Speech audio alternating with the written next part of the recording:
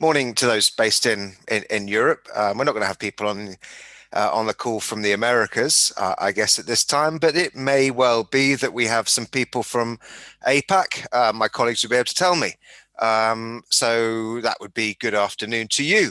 Thanks for joining what is now become kind of our ritual roundup of issues relating to food marketing, which Rebecca and I do every Christmas time now. And so we're going to be going through sort of the 10 trends which are shaping food marketing regulation in the last year. Just as a quick reminder to those who don't know WFA necessarily so well, we represent members 120 at the last count across a variety of different sectors. So not just food brands, but equally alcohol brands, brands in the CPG space, white goods, tech, and increasingly D2C brands like the sort of booking.coms and Airbnbs of this world. We also have in our membership the National Advertiser Associations, and I know some of you are on the call, and we're delighted that you are able to join. We have National Advertiser Associations in 60 countries.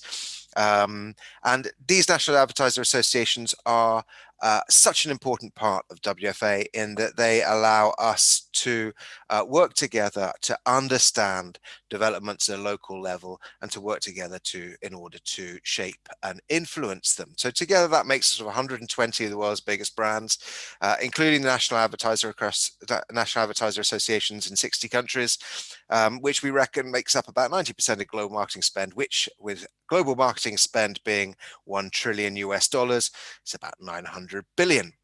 So what do we do in terms of food marketing? Well, our mantra as an organization is better marketing, and that comes to life in terms of food marketing in that we help shape, define, and champion responsible food marketing. Now, on the left, typically those are sort of our meetings in our offices. Of course, 2020 has been punctuated by the meetings kind of looking like this one in the middle, where we're all on Zoom, where we bring together our Responsible Advertising in Children program, which is the group which very much helps to try and understand the pressures on marketing to kids, a very sensitive area. And then we have two important partnerships, one with the International Food and Beverage Alliance and another, which is running the EU Pledge, which is specific to food marketing. One, of course, IFBA at a global level, very much focused on sort of the World Health Organization, and the EU Pledge facing the EU institutions. Now, when so Rebecca and I sat down and tried to think through 2020 and what 2020 has been all about, well, it's no doubt that it's been a pretty crappy year for all of us. And when we're thinking about specifically about food marketing as well, this led us to make the analogy that equally it's been a pretty crappy year, punctuated by a number of important yet threatening regulations and trends, which we've put into a kind of a bit of fun, a top of the poops, which is a silly scatological play on words, and in terms of what I grew up with, watching the charts every year, which would be charting the top of the musical charts. And we thought, just as a bit of festive fun, we would give you the top 10 poops of the year in the field of food marketing to try and highlight some of the trends. So in at number 10, no 2020 roundup, I think, would be complete without starting with COVID-19. COVID-19, unfortunately, didn't stop the critics. Now, if we're to go back to March, April of this year, many of the food companies, I think, thought that with them still running lines of food across borders and feeding the world despite the pandemic, they would be absolved of criticism in the eyes of the World Health Organization's Ministry of Health of this world. However, that goodwill quickly dispersed, and instead we saw our critics reinforcing their criticism of food marketing in light of a perception that people were, of course, with lockdown happening many times more than once around the world, people were hunkering down at home. People were spending more time on digital, kids in particular spending more time on digital devices, and therefore the accusation proliferating from the likes of the NCD Alliance that actually big food, not just big food, in fact the accusation was leveled equally at the alcohol industry, that that we were using the internet as a means of flooding young people's consciousness with food, alcohol messages.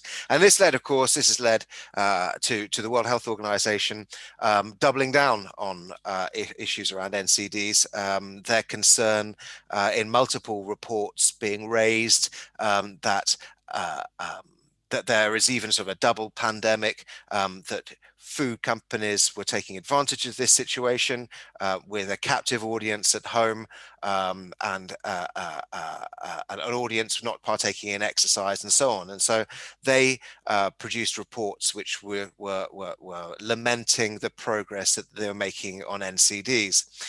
And finally, on this COVID point, no top of the poops would be complete without Mr. Boris Johnson, of course, him scapegoating marketing in light of his own near-death experience with COVID-19, where he did one of his habitual U-turns and having said that he would not be looking at pre-watershed bans in the UK, and we'll come back to this shortly, he's actually looking at complete bans, pre-watershed and complete online bans, scapegoating things like food marketing as the reason for why the nation, the UK, is obese. Now, I'm going to pass over here to Rebecka, but not before, who's going to take you down from 9 to 5, but not before actually reminding you that food marketing spend actually dropped during the course of 2020, down by 13%. These are figures from the World Advertising Research Center, which show you that food advertising spend was down pretty significantly at a global level, and that flying in the face of the recommendations from the World Health Organization or the perceptions which were being pushed by the NCD Alliance and the accusations being pushed by the likes of Boris Johnson. So taking you from 9 to 5, I'm going to hand over here to Rebecka. Yes, hello everyone. On ninth place, we have sustainability and food advertising thrown together with sustainability concerns. Now, if we look back, the first marketing to kids restrictions, you remember, they were really driven by an ethical stance against commercializing childhood. In Quebec and Brazil, we had complete advertising bans to kids because of this moral concern around advertising to kids.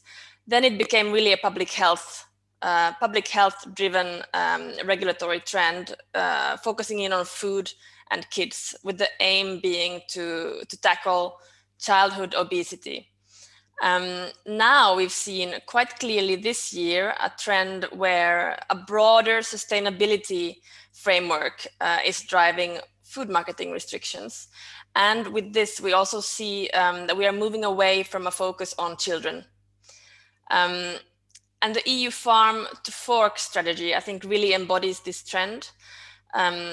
Next year, we will have a new code of conduct on responsible marketing and responsible business, where EU institutions are really expecting companies to make broad commitments.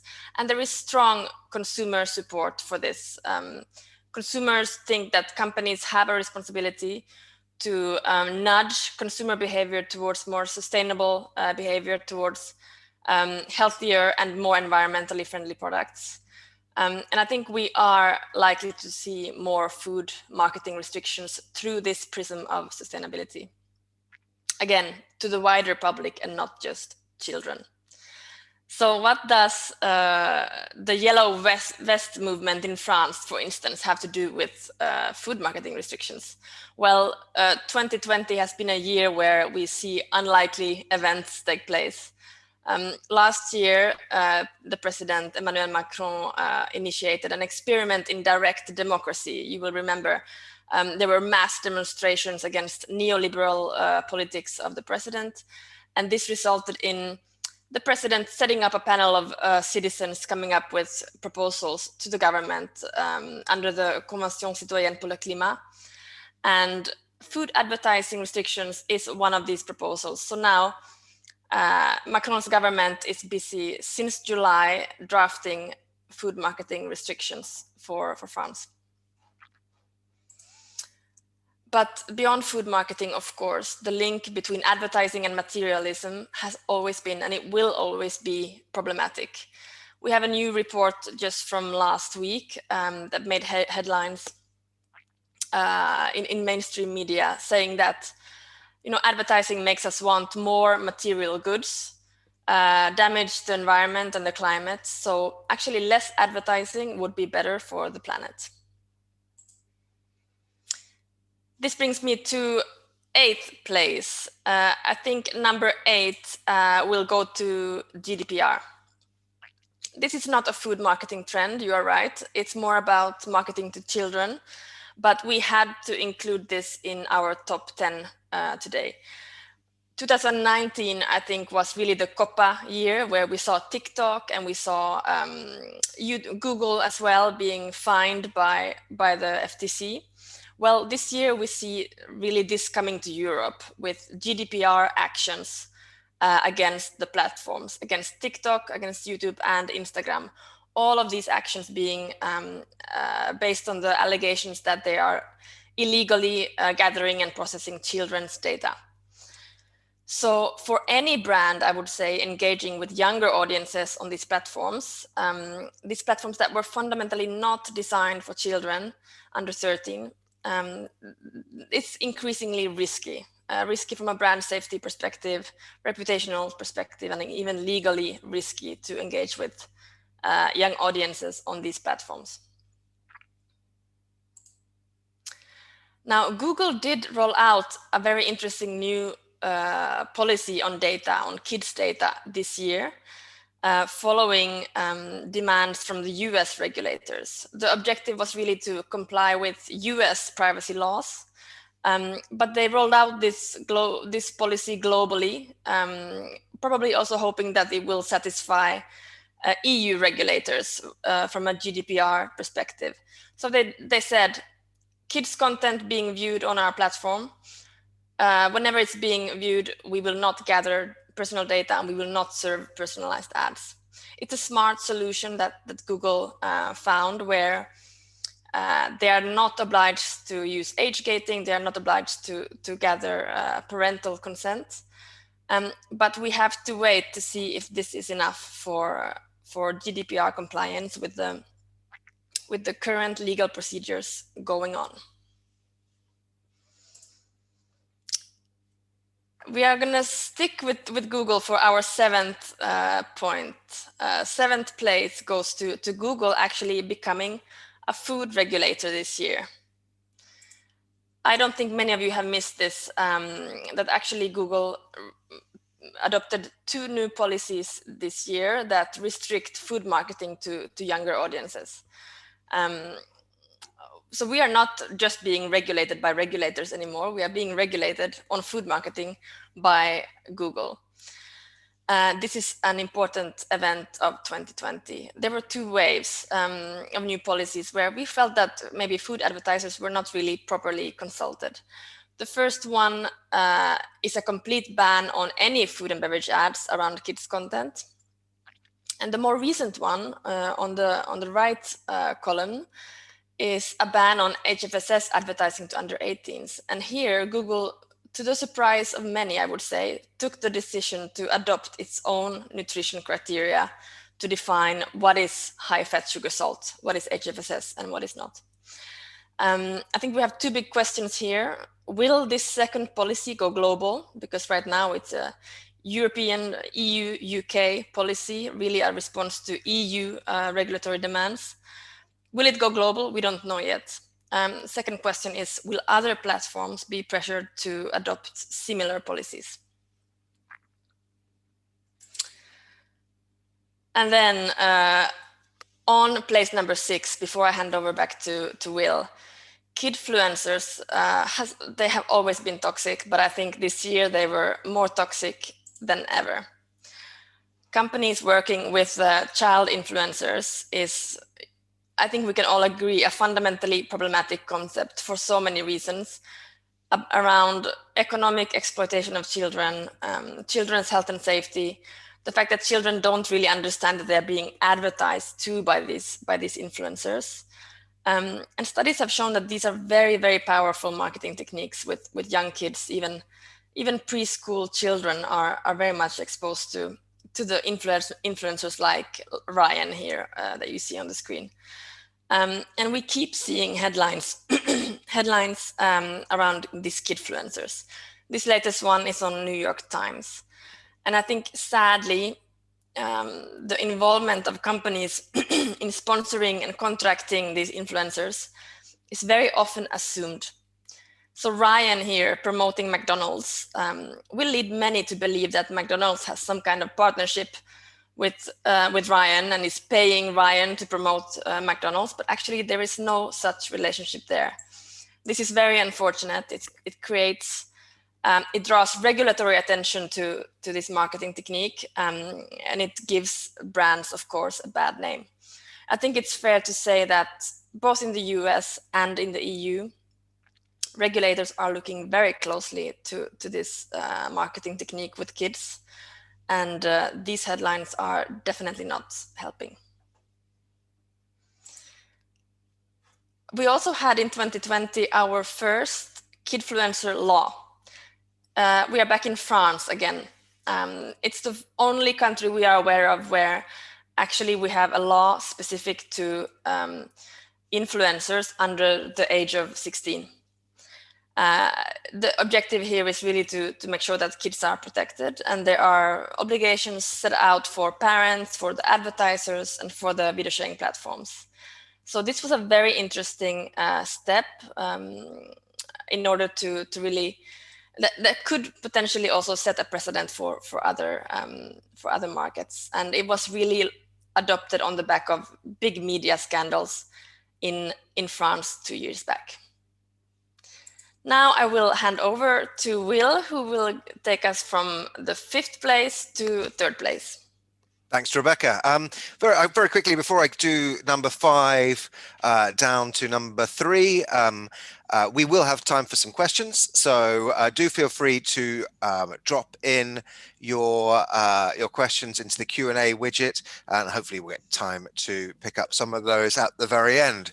So in 5th spot, sadly, we're losing the battle on age, and this has become a point which has become extremely prevalent, I think, in the course of the last year or so.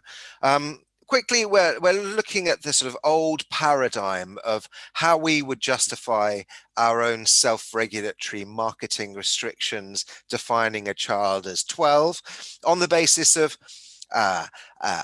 scientific and academic agreement, more or less, that children under the age of 6-7 years old do not have the faculties to be able to distinguish between editorial and commercial intent. And so not being able to understand commercial intent, the rule of thumb applied by the industry was that we shouldn't be directing ads more or less to that audience.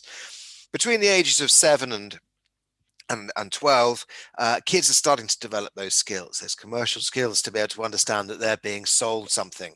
And the old kind of rule of thumb was that by 12, they would have the cognitive abilities to be able to distinguish commercial intent, and therefore had some of the kind of consumer skills required to be able to be to make smarter choices. I think this is an accusation which has been leveled at us for some time, but it's certainly something which has risen on the agenda, certainly amongst consumer groups and amongst regulators, is the ability to be able to distinguish commercial intent isn't necessarily a sign that you are not influenced by the advertising. And it's important here to recognize that advertising works at two levels, right side of the brain and left side of the brain. It works at a functional level and it works at an emotional level. The book, this is actually a slide that was presented to us the other day by an academic who has been advising the World Health Organization on strategy. And it's very telling this comes from the academic community. They're highlighting a book which is up there on the top left by Daniel Kahneman, which actually won the Nobel Prize for Literature, Thinking Fast and Slow, which effectively identifies two types of thought, system one and system two. The emotional thought, which is spontaneous, and then the cognition, the slow thought, which takes time to take things on board. This has been used, system one, system two, by advertisers for years, understanding that emotive thought is the more effective, and emotional advertising is the more effective, which I guess is to many of us is intuitive. And therefore, it's not just telling people that I'm an ad is going to make people less vulnerable to the ad, but it's working on people, playing on people's emotions. And I think this is increasingly understood by regulators as a reason to say, okay, we need to be applying rules more broadly. Children are more vulnerable than we necessarily thought. And this is why countries are considering moves to regulate above and beyond the old paradigm, which was 12. And here we can see this year, Spain, France, Australia, Israel, Saudi Arabia, and of course, the UK traditionally has been restricting marketing to under 16s, looking at 15, 16. There's also a swathe of countries looking to develop restrictions to under 18s. And we think that based on the sort of precautionary principle, this number is likely to, above 18, is likely to potentially become general sort of bans to population wide. And that's something that we'll see in a second. Number 4, content restrictions are not enough. So this is, I think, long been an issue which I think the sort of food industry has been grappling with, but it's come to a head this year in Europe in light of the transposition of the EU Broadcasting Directive, where a lot of EU markets have had in place qualitative codes of conduct, like you should not drive pest to power, you shouldn't directly exhort children to buy a given product, don't portray snacks as meals or undermine parental authority, and so on.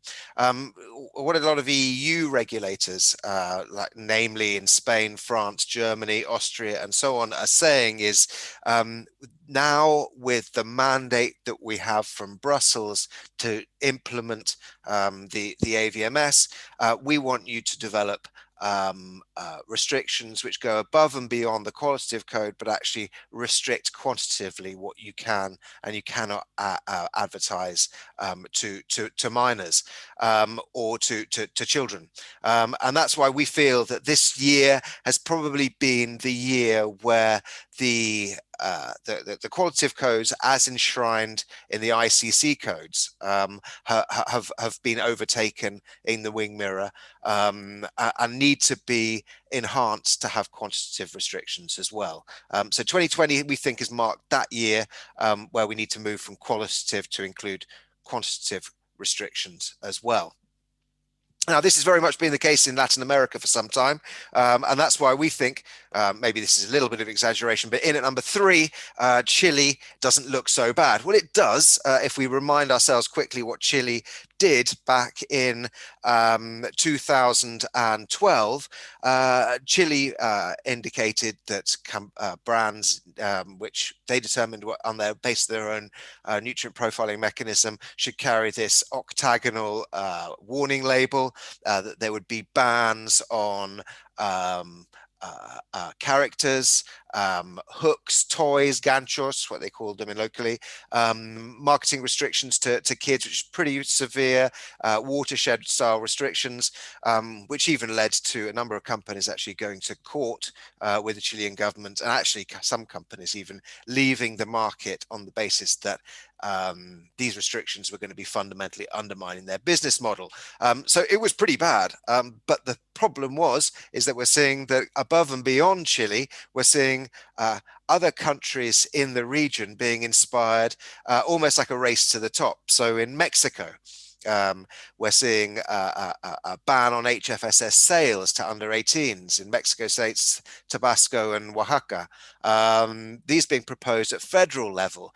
We're seeing sort of similar style under 18 restrictions being tabled in Colombia and Argentina, and very often these on the basis of PAHO, which is the regional WHO office's nutrition profiling model, which even goes above and beyond the WHO model. PAHO operates very much separately to the WHO and has a set of criteria which are even more stringent than what WHO is recommending in other regions. And so we're concerned that we've always said that Chile has been, or Latin America has been, the epicenter of restrictions globally.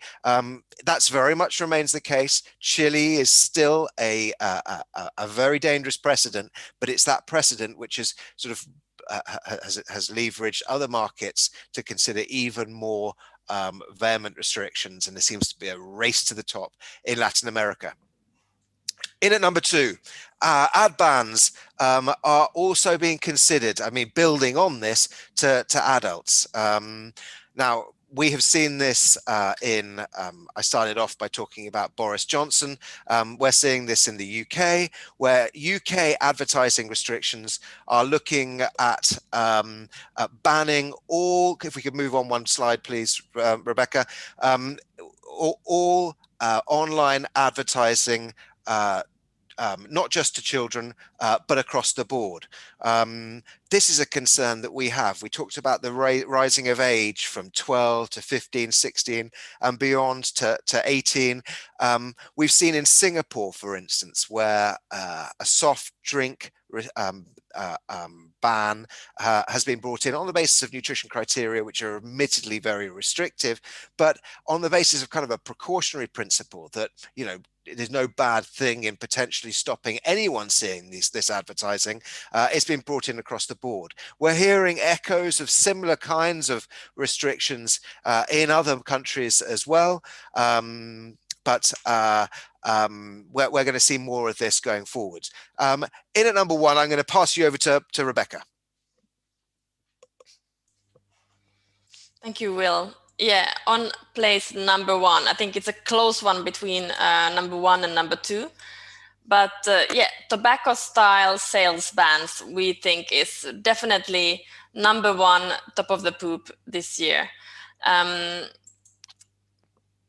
De facto, tobacco restrictions on the sale of most processed foods is what we are seeing in 2 Mexican states. We already mentioned Oaxaca and Tabasco, where, you know, we have the absurd image of actually having to show your ID card when you buy a chocolate bar or maybe a yogurt or a cheese or a ketchup.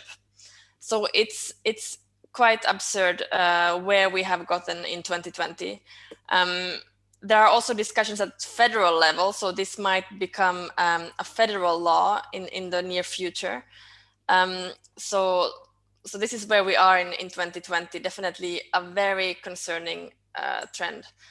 India is probably not as bad as Mexico, but depending on how this ban is implemented in India, we have a sales ban here as well for HFSS products within 50 meters of school gates.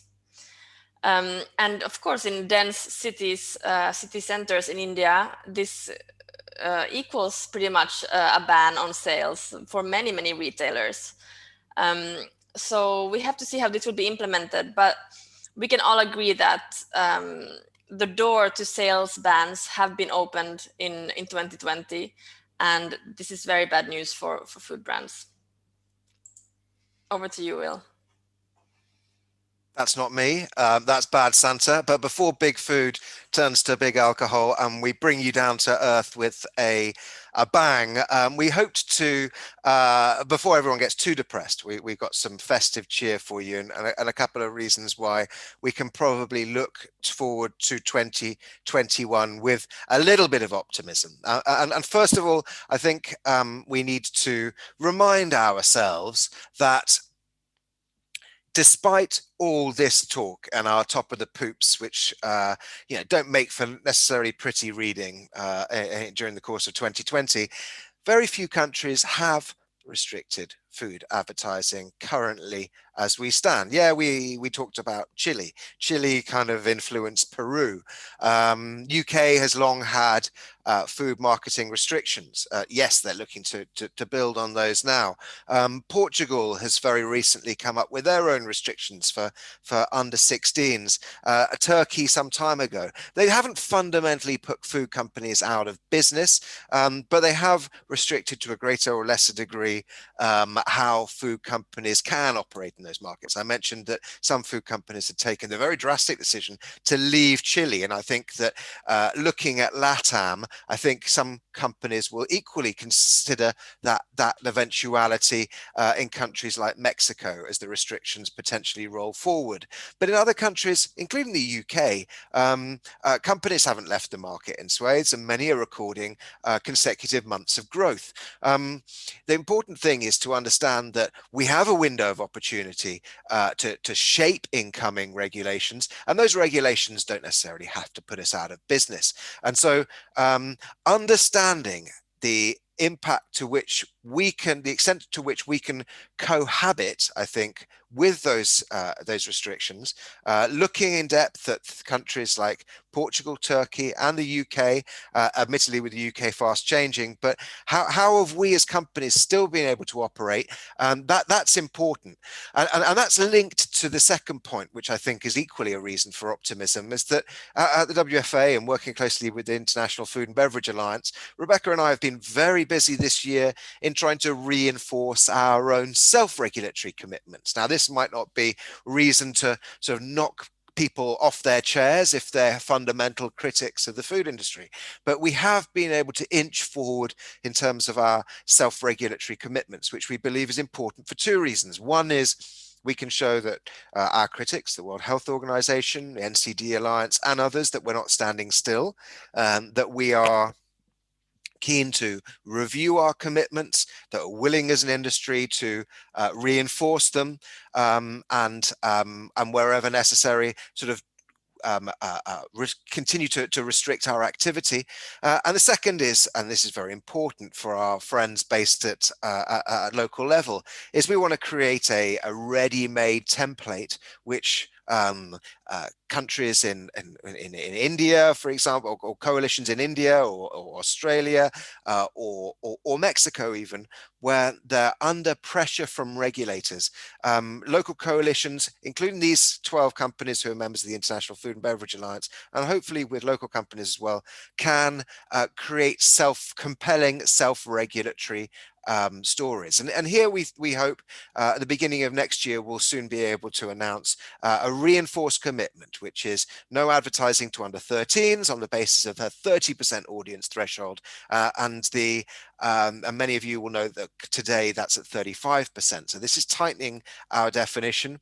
We'll no longer advertise discretionary food categories, and those food categories being what used to be called by the NGOs the top five, so chocolate, candy, soft drinks, potato crisps, and ice cream. None of these will be able to be advertised children under the age of 13 on the basis of our reinforced criteria. And we're going to develop common nutrition criteria. Well, we're in the process of developing common nutrition criteria, which we hope are going to be pretty compelling to those industry critics. So in conclusion, despite our top of the poops from 2020, it should be, I think, a wake-up call, because as we stand on the cusp, the threshold of 2021, we've got reason for a bit of cheer and a bit of optimism in that we do have maybe a mechanism by which we can try and reinforce our self-regulatory commitments on the basis of the new IFPA policy, but we need to do that on the fully understanding that if we don't, we've got some tobacco-style laws coming into force, as Rebecka eloquently put, in countries like Mexico, countries like India, Thailand even, that we didn't go into great detail. We're facing restrictions which put potentially HFSS food marketing on a par with tobacco marketing, and that is of course anathema to anyone in the food industry, and rightly so. And so we have an opportunity, a window of opportunity, but we need to demonstrate that we have the wherewithal and the will to make sure that we are able to get our own house in order and put in place self-regulatory commitments which protect the most vulnerable, and therefore we hope that together with our coalition partners around the world, we're able to reinforce self-regulatory efforts which are closer in line with regulatory and societal and consumer expectations. Now, with that, I'm going to draw to a close. I see there's one question in the Q&A widget, for which I'm going to pass over to Rebecka to answer. But please do, if you have any other questions, drop them in the Q&A widget. We'll try and get to those. And if not, then we'll give you 20 minutes of your day back. Rebecka, over to you. There is one here from an anonymous attendee. You can communicate products linked to sex activity since 16, but for food products, you need to wait for more grow up. Yeah, more of a comment than a question, maybe. It does go to show the extent to which some of these proposals are highly disproportionate, though. And very often we're using similar anecdotes. It reminds me of a quotation made some time ago in 2007 when the UK adopted its first set of Ofcom restrictions, which banned under 16s from seeing burgers and chocolates and so on. And it was the Director General for Health in the European Commission who turned to a room full of NGOs and industry and so on and said, it's funny that in 17 of 27 member states that kids can smoke, drink and legally fornicate but not see an ad for a burger, which goes to show the extent to which some of these restrictions are highly punitive and highly disproportionate. A couple of questions there. Do you want to take the top one, Rebecka, and I'll take the bottom one? Sure. We have one question. Will there be any restrictions on advertising dairy products in India? Well, yes, there is. We know that the criteria to define what is HFSS is still being negotiated in close cooperation with the industry in India. We heard that they need 5 or 6 months before they have finalized the thresholds, but for sure dairy will also be affected by these threshold values. This means that dairy products that do not meet the criteria, whatever these criteria are, will not be marketable to kids in school or 50 meters within a 50-meter radius of schools, nor advertised targeting children. And we know that India is looking at an under 18 definition of children. So yes, dairy will be affected. And yes, equally, we know that they are looking at the WHO Southeast Asia model for inspiration when they are setting these thresholds. So that can be a good indication of where they are going for marketing. Thanks, Rebecka. Julie May is asking a question, which is a good one. What can we learn from tobacco in terms of what not to do to protect our industry? I wasn't involved in the discussions around tobacco, but I've heard a lot from them. I mean, the simple answer is look at what the tobacco industry and do everything differently. The tobacco industry, of course, was famous for paying academics to come out with research which was erroneous and misleading. We as the food industry, of course, will not get involved in doing that. I think what we need to do, very candidly, is and you know what we're talking about is obviously two products which are fundamentally different. I mean, food products, even if they're HFSS, are not intrinsically nefarious. One cigarette is, and therefore I think, you know, we've got a playbook in terms of, if we flip the tobacco playbook on its head and say we should be open as an industry. We should define very clearly, in consultation with other partners, what it is that we're trying to do, what it is we should do, and we think we're pretty good at doing that, as WFA, taking on board the views of others and our critics. When it comes to marketing, it's difficult because sometimes we as public policy people are not fundamentally aware of what it is our marketers are doing, and that is something that is difficult. And poses sometimes a lot of problems, but I think we need to be able to be open as much as possible, say what it is we're doing, say what it is we're trying to do, consult on that, and say these are the commitments that we're willing to adopt. And I think we'll be doing that when we come out with our 2021 iteration of the IFPA global policy. We need to say that we are going to be reporting on that. We're going to be doing that in a public fashion, and that we'll be as open as possible in terms of monitoring our progress against the goals we're setting ourselves. I think that these are lessons that we need to be learning, both from our own failures in the past, but equally from those of the tobacco industry. I see Phil's asked a question there. Rebecca, do you want to take that one? And then I'll go to Orla's. Yeah. Hi, Phil. Do you think as governments look for more tax income post-COVID, they maybe look at taxing advertising, perhaps HFSS foods, as a source of income and to discourage such ads? Well, we do see taxes increasingly for advertising, maybe not specifically on food, but definitely digital advertising is an area where many regulators are hoping to cash in into their budgets by the big platforms that are seen not to pay enough. We have several examples from Turkey and Austria, for instance, where this has been suggested, also Australia, I believe. But specifically on food, I think the focus on, when it comes to taxation, is still on taxing the sales. So sugar taxes, traditional sugar taxes, and they have been, as I'm sure you are aware, very, very common, for instance, in Latin America, but also in the UK and many other jurisdictions. So taxation is definitely will continue to be, and maybe even more so than before, a very convenient option for regulators to boost their budgets, while also being able to show that they are nudging consumers towards healthier purchases. Good question here from Orla in Ireland on why did we go to 13 and why did we not go above? And then a second part of that question is,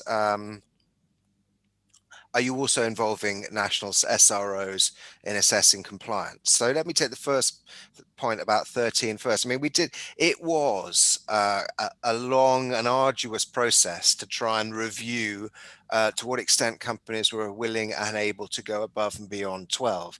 And trust me, we looked at all the eventualities, particularly in light of, regulators around the world pushing us to 15, 16, and sometimes even 18. It is our conviction that 13 feels about right on the basis of probably two key bits of rationale.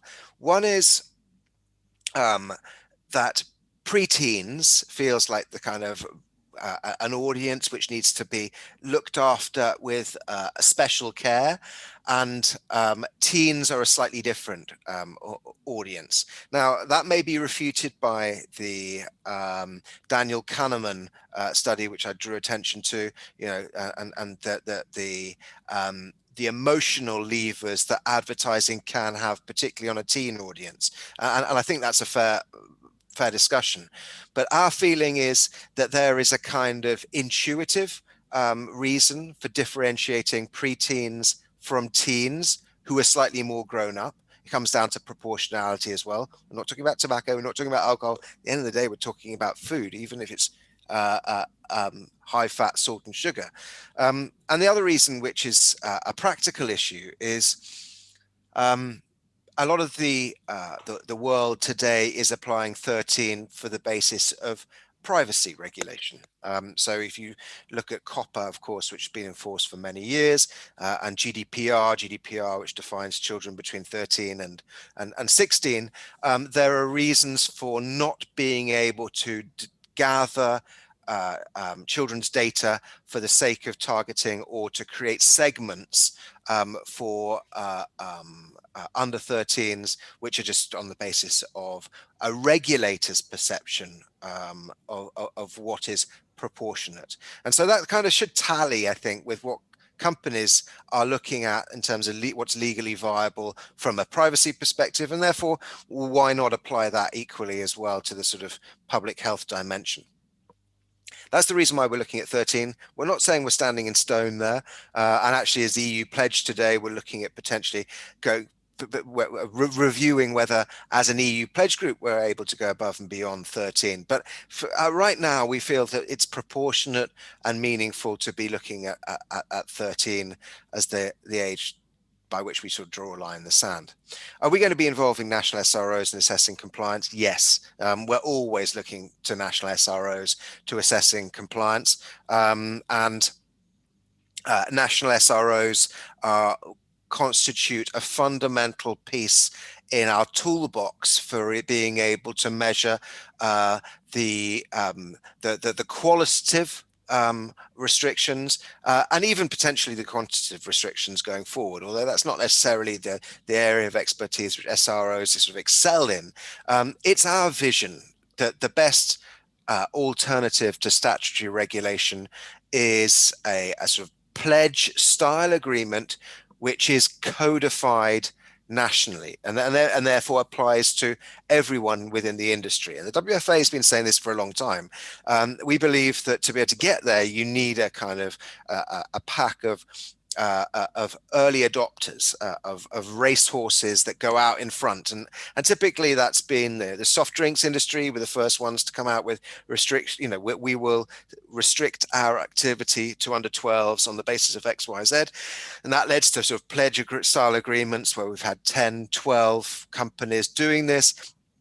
And then over time, we've seen that, you know, ideally that becomes a larger group of companies. And then the next step to that is having those restrictions kind of adopted and codified under national self-regulatory codes, and therefore applying to the whole industry. That's our vision for best effective advertising standards. It has happened in a number of countries, and we think that that is the best way to safeguard our longer term license to operate and avoid more draconian statutory restrictions like the ones we're seeing today. So in short answer to your question, Orla, sorry, it's become a very long answer to your question.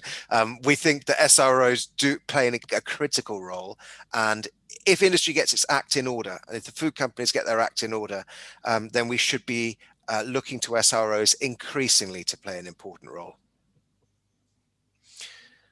And here's a comment from Lubomir in Slovakia. Margaret Chan said, WHO said years ago, food is the new tobacco.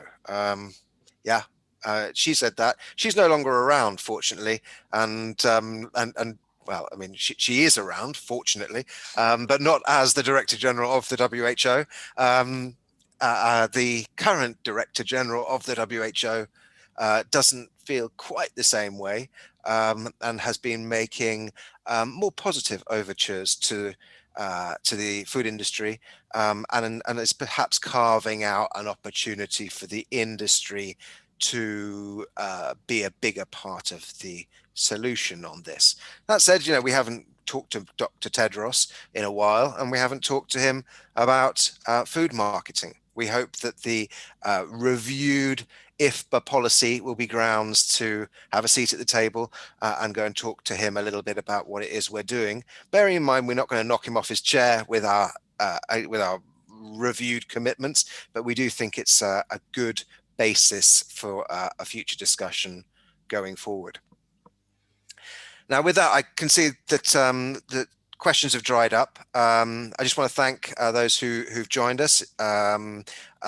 Take a pinch of salt, of course, with our top of the poops, just a fun sort of festive way of trying to frame the key issues that we think are shaping food marketing. We do think there's a cause for a bit of festive cheer and a bit of optimism as we come to the end of what has been a harrowing 2020.